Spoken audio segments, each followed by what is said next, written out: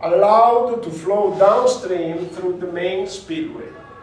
So again, it is very simple, but still, let's make it very clear.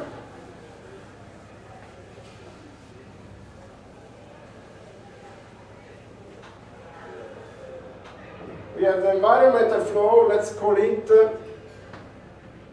QDMV. Why DMV? Because DMV is an acronym that stands for an Italian term which is not used anymore. It was used in the past, and it was the flusso minimo vitale, which means minimum vital flow. Now this term is not used anymore because you know, if you call something minimum vital flow, you get the feeling that the river is like you know. So basically, we don't use minimum vital flow anymore. We use something similar to environmental flow. Environmental flow gives the feeling of a flow that allows the environment of the river to be preserved. But still, there are many regulations in Italy that use this DMV, and this is why I took this acronym in these slides.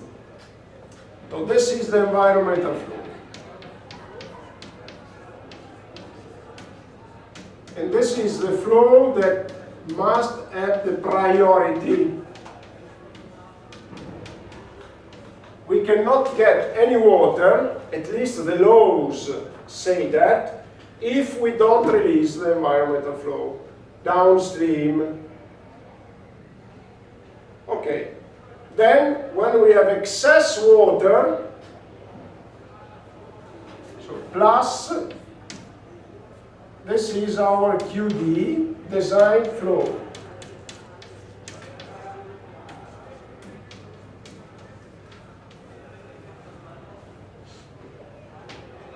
When we have excess water, plus, then we have the main spillway that is activated.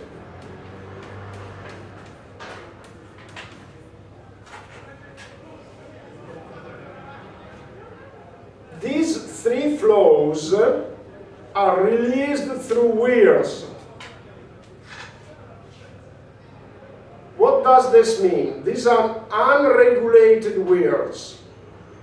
So, in order to set the priority for the environmental flow, the implication is that the weir, the environmental flow weir, is located at the lower elevation with respect to the other weirs.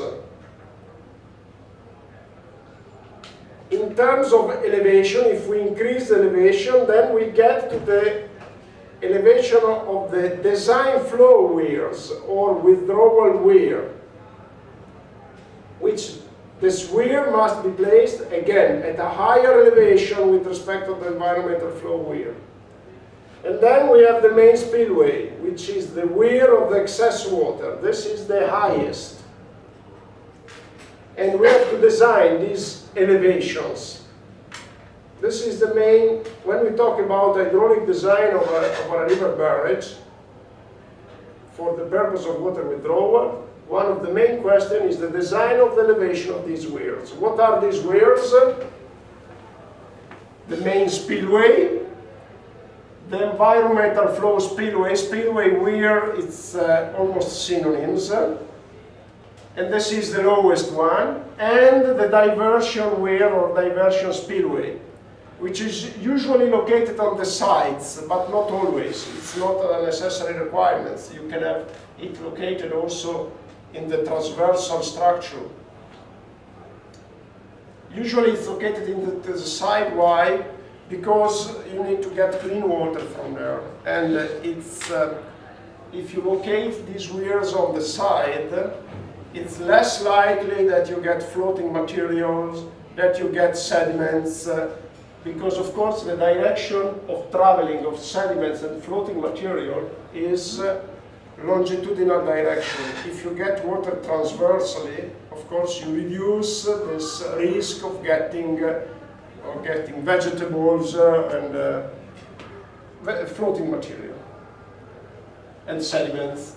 So usually the diversion spillway is located into the sides. So We are done for what concerns these spillways.